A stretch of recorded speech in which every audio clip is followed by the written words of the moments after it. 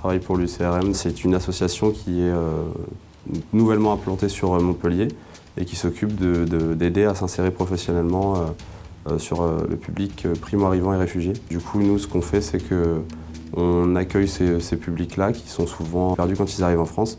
On leur explique un petit peu les codes du travail en France.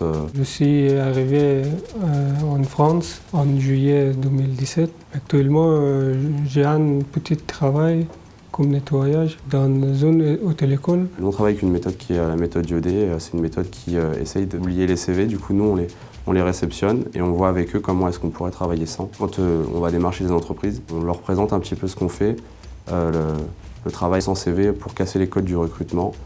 Et ensuite, nous, notre but, ça va être de faire des visites de poste au sein des entreprises pour vraiment pouvoir leur définir vraiment ce qu'est le poste et présenter aux bénéficiaires un poste avec toutes les clés.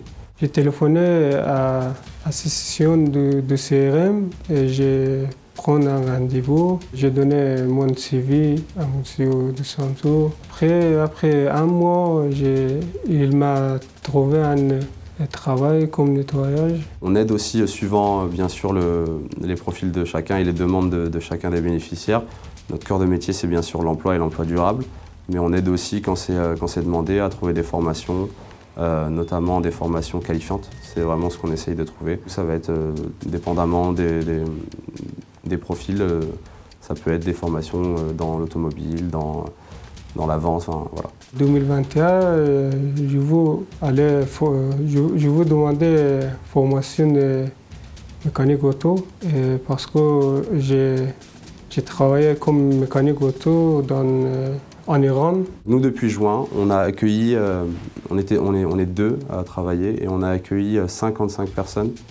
On a mis en emploi à peu près une trentaine de personnes. Il y en a encore 20 qu'on accompagne encore activement. De ceux qu'on a mis en emploi, on continue de les accompagner. On a vu qu'il y avait énormément de bénéficiaires qui avaient besoin d'aide.